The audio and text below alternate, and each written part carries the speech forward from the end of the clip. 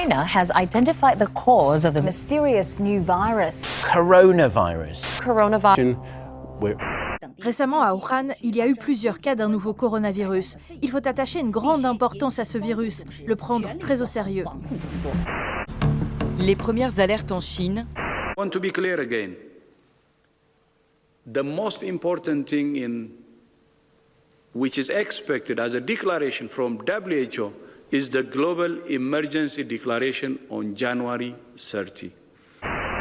We will be suspending all travel from Europe. What happened in Bondi was unacceptable. We've got some breaking news to bring you, and it's to do with the Prince of Wales. He has tested positive for coronavirus. The Prime Minister, Boris Johnson, has tested positive for coronavirus. Countries around the world have now reported more than 1 million coronavirus cases. Prime Minister Boris Johnson has been transferred to the intensive care unit. The city COVID has been part of our lives for 2 whole years now. And we already kind of adapted to the living style. But that's not what I'm going to talk about today. You see, back then, at the beginning, we had a lot of hard times. Like, for example, we went from traveling countries to traveling from my room to the bathroom. As well as difficult challenges like not going out, wearing masks, getting vaccinated, or even going to the refrigerator every 5 minutes just to get a cookie. Even though the cookie ran out, you would just want to check if there's a little piece of cookie somewhere that someone left out. Okay, history time. Let's talk about the history of the virus. I would like to think that COVID-19 is a century virus where a virus occurs every 100 years. For example, we got the plague in 1720s, cholera in 1820s, in 1920, the Spanish flu, and lastly, 2020, till now, COVID-19. We had different approaches to those viruses. For the plague, we had the plague doctors. For cholera, we had drinking sanitary water. Nothing for the Spanish flu yet. And for COVID, we had many different ways. We had very strict ones and less strict. Some countries like Taiwan were very strict. Some other countries like Algeria wasn't strict. For the United States, it's hard to say. Anyways, North and South Dakota were neighboring states, and they took the virus very differently. The North was very strict, and the South wasn't. And the number shows that they had basically the same number of cases. Okay, enough of me talking. Let's hear what my friends want to say about Corona.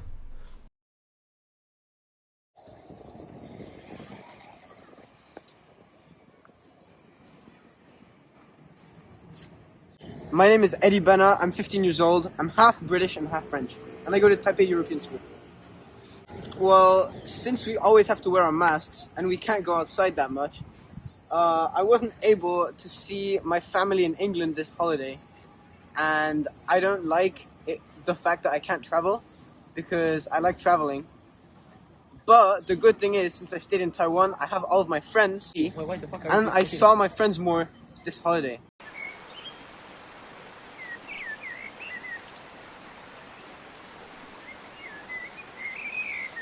I think Taiwan made some very good choices when they were facing the COVID problem, because as well as the quarantine working very well, I think they also got very lucky because there weren't that many COVID cases inside Taiwan, and there weren't that many people who caught COVID from other Taiwanese people.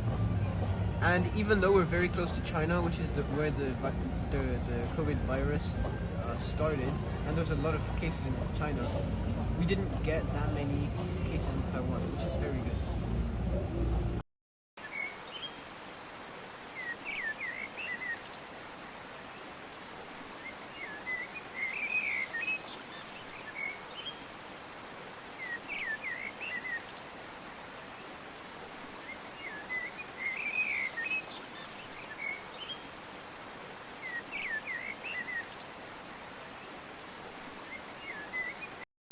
Stock on July 15th. Alright. When it's gonna be $150.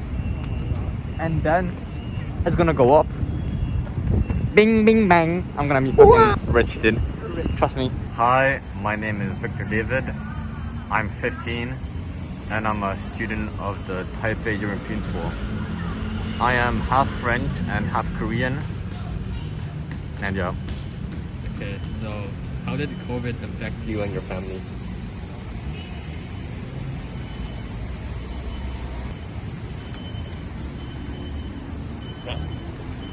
Hey, where did he go?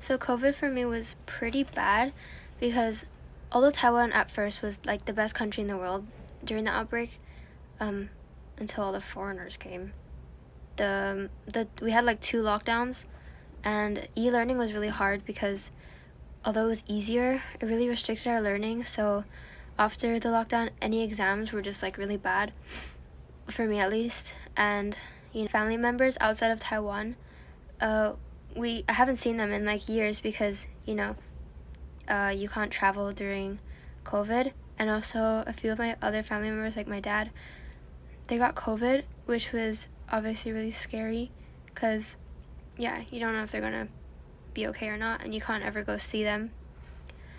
And it was just really difficult not being able to go out at all. No having fun, no little parties or anything. Hi everyone, my name is Sophia. I'm Ian's friend. He used to go to my school. I'm 15 years old. I'm a sophomore in high school in TES. And today I'm going to be talking about one of the ways COVID affected me. So first of all, COVID affected me in multiple ways, but I'm just going to be talking about the most important one for me. So I'm from Morocco, and every year during the summer I would travel back home to see my family. And not only that, I used to travel all the time. Like every single holiday I would travel, like no matter how long the holiday was. And since COVID happened, it's been really hard, especially because of the restrictions, like quarantine, vaccination, and like PCR tests or whatever. It's just, been really annoying. So ever since COVID was a thing, I haven't seen my family for 2 years, which is obviously really hard because I'm missing important parts of like my cousins' lives and my aunt's lives and stuff like that. Well, my dad is a pilot, and obviously you can all guess that since he's a pilot, his job has been affected grandly by COVID. So ever since the COVID outbreak, my dad wasn't able to work for, I think, 2 months or something like that. I don't know, I can't really remember. It was 2 years ago. So he couldn't work for a couple months, and he was really depressed about it. Like, not depressed, but like, he was really upset about it because he obviously loves his job. And it got better, like, later on, but, like, not really because, well, he could still, like, work, obviously, and get paid. But he had to quarantine a lot, and every time he went to a country, it was directly the airport, hotel, you can't go out, not even open the door, like, anything. You're basically locked in the hotel room. You can't even go to the lobby or anything. You're in the room. That's it until you go back to Taiwan. And it's obviously not exciting, but he doesn't really talk about it much. He like loves his job, so whatever it takes to make him still be in the air is just what he wants, and yeah. Hi, my name is Ella. Ow, did you hear that? That was my bone. Okay, sorry. And I think COVID affected me in aspects of self-growth because it forced everyone to be alone with their thoughts during quarantine. So I think that made people like force themselves or like compel themselves to find different things to be interested in, like not always be on their phones all the time, like just allow themselves to be in their own personal bubble and in their own thoughts. So I think a lot of people grew individually from like quarantines and just COVID itself.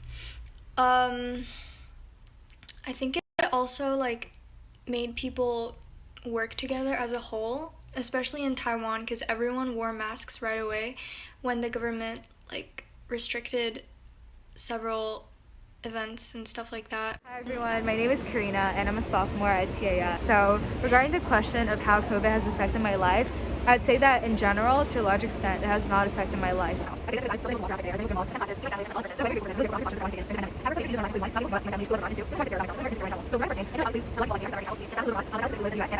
My family specifically lives in the US and I've been traveling for many years just to see them, right? Also have some friends who live in France and I have not seen them in many years.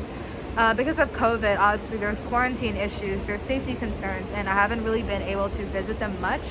So I feel like that's definitely affected me and affected my closeness with them, and it's really disrupted this ritual that we used to do every single year. On the second topic about feeling more insecure about myself, I feel like as COVID and a lot of people that alter my personality, like a family member passing away. But definitely there's been changes and I hope that gets better soon. Okay, so coronavirus has affected me in many different ways. One of them being like in quarantine when there was a big outbreak back in May.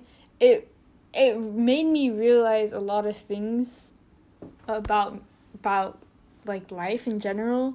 For example, like I realized that I depend more on my friends than I should be doing, and I had a really hard time of being alone in quarantine, not being able to see anyone.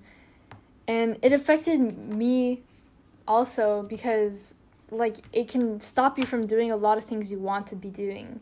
Like, for example, if you want to travel, you can't travel because there's quarantine and there's risk of getting coronavirus. So I guess it affected my life massively, but it made me realize a lot of stuff about me that I wouldn't have if there wasn't the virus.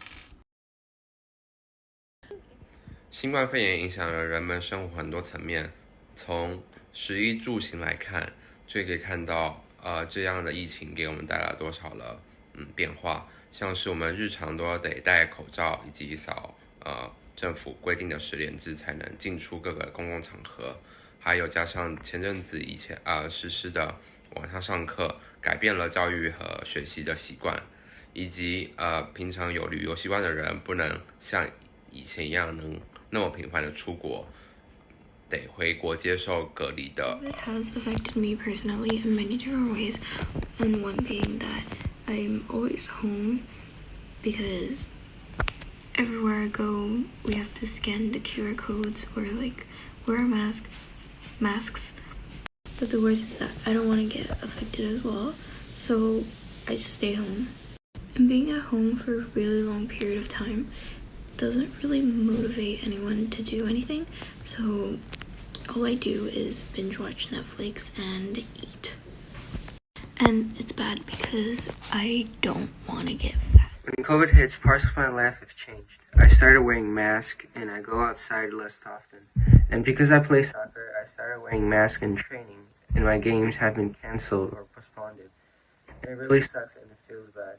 And also last year, half of my semester is online learning. And although it feels great being all alone, but it's also unhealthy without any social interaction with my friends, and I also kind of miss my friends.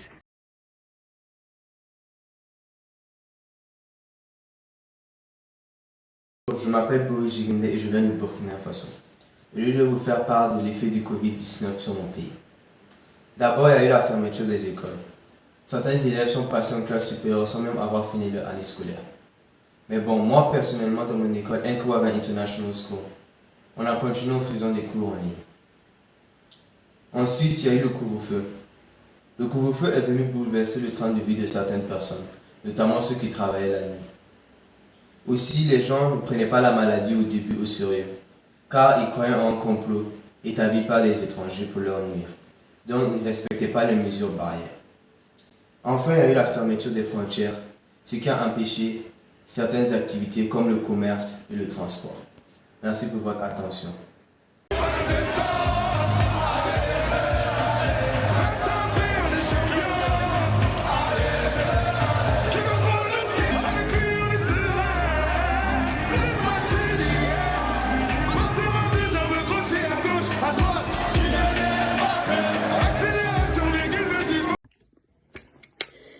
Bonjour, aujourd'hui je vais parler de mon expérience liée à la crise sanitaire. Donc je pense que je parle pour beaucoup de gens quand je dis que cette crise nous a impactés négativement.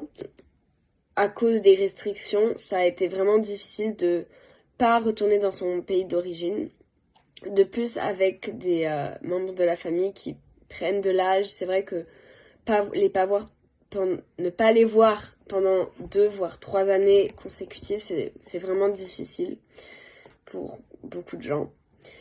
De plus, personnellement, moi j'ai quitté Taïwan l'année scolaire passée, donc en fin d'année scolaire. Bonjour à tous, je m'appelle Chloé et aujourd'hui je vais vous raconter comment le Covid a affecté ma vie. Alors d'abord, il y a eu le problème des restaurants. Donc on ne pouvait plus aller au restaurant. Et moi ça m'a un peu perturbée parce que j'avais l'habitude de passer du temps avec ma famille là-bas. Et donc là c'était plus possible. Et ensuite, comme le port du masque était obligatoire, et on devait faire cours de sport avec le masque. Et je me rappelle, on faisait de la course. Et puis donc on devait porter le masque et c'était une difficulté en plus pour nous de respirer. Et puis bien sûr on pouvait plus voyager, enfin là non plus on peut pas. Et donc moi ça m'a perturbée parce que normalement je rentre 1 ou 2 fois par an en France. Et puis surtout l'année dernière mon frère il est rentré en France pour ses études. Et puis nous c'était impossible de l'accompagner. Du coup c'était un peu triste. Voilà. I'm gonna get my Aprilia out and do burnouts on your front lawn, and then I'm gonna chuck mud bombs at your nan's windows, you silly bastards. Think I'm a fucking ding mush. Hi, I currently live in the UK in a boarding school, and COVID really affected my life because I haven't been back in Taiwan since August last year. So yeah, it just affected me in a way where I can't see my family.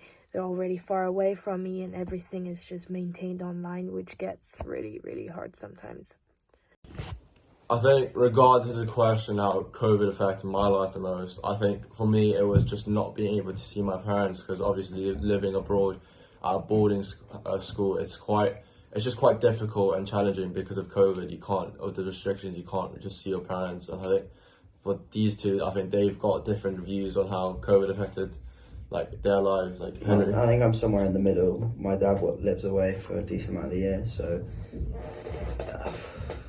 he's either away for a long time or home for a long time, which is different to usual. But then also some people had quite bad lockdowns living in the city. They had nowhere to really go, but depending on where you live in the UK, so I live in the countryside, it's quite nice. Just you've got lots of space and with very little cases in the countryside now, which COVID gave me a small penis. Yeah, and a very long foreskin. It's very long. It's funny how these days, not only people season their food, but they season their bloody hands. Right? Like, they're sweaty. Nobody really wants to know how they smell. And literally, why would you just, we all lock ourselves in our bloody rooms, right? It's like kind of like a Norwegian jail. And nobody's been this impressionable. Like, come on, guys. When was the last time you've been a proponent of freaking not only libtard, but also right-wing, left-wing, like any party's policies, There's no sanity anymore. Like just what the fuck, bro? It's just like it's becoming a scam. People are starting to become inspired by these ridiculous, the Kremlin party. It's like, why do you guys love dissembling yourself so much? Like, what is this with this media with facial tissues? Like, they just have people staring at you for the absolute, without knowing what their facial expression is all about. It's just like everybody looks like Slender Man. Like, we don't need all these languages, people. We don't need no British language or Canadian language or Hawaiian language or Alaskan language. We need just American, okay? Just American language. Nothing more, nothing less, just American. You wanna know why? Because the letters are pretty. They're cute, pretty letters. COVID has not affected me much, however, it did affect how I viewed the political and government differences between countries. COVID was started in China. The racism for Asians has definitely increased in other countries, for example, in America, in Europe. And that has affected me a lot since I am a citizen of the United States. So whenever I go back, I would get a lot of racial slurs said towards me. And that was one of the things that affected me the most since COVID started. But another thing that affected my life was also online learning, since we had to lose a lot of education that we could have gotten if we were in school, and we had to also lose a lot of our social life and a lot of time that we could have spent doing something else, which it just wasn't ideal. So that's how COVID affected my life. I think going through this pandemic has been really hard for me, at least personally. I feel like it's taken more of a toll on my mental development rather than my physical development, and not being able to see my friends for a long time and have online school, it hasn't really been good for anyone mentally, and especially for kids that are growing up right now and going through their teen years right now. Hi bitches. Okay, my name is Yvonne Hung. I currently live in fucking Vancouver. Anyways, how has COVID affected me, bro? Well, COVID is a bitch. And it made me wear a mask, of course. And that covers my pretty face. And it fucking just closed down all the fucking stores, fucking malls, and the fucking restaurants. So I can't go anywhere. And they're oh, wear a mask. Oh, can I have your COVID vaccine card? Bitch. No. I want that shit. It also blocked. Oh yeah, and I was supposed to go back to fucking Taiwan 2 years ago, and fucking Emily came and boom. I can't go back now because we need a quarantine for 21 days. I want to do that. That's a whole month. A waste of motherfucking time, bro. Oh yeah, when it affected the whole school thing, it had to be online. It was so difficult. I hate it. I just hate wearing masks. You don't want to cover this? Nah. And online school is shitty as fuck. The fucking meetings, online meetings, they were so short.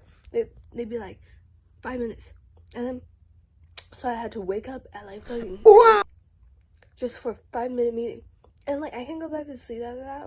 I've already fully woken up, bro.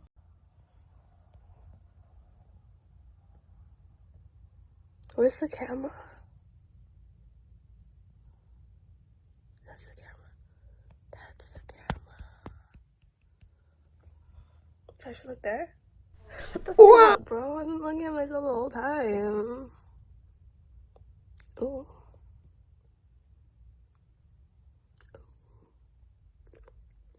My lips are pretty nice.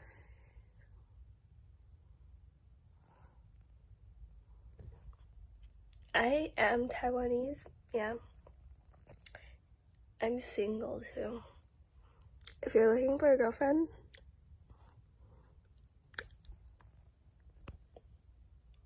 here, right here. I also have a tattoo. Look at that. Look at that shit, bro.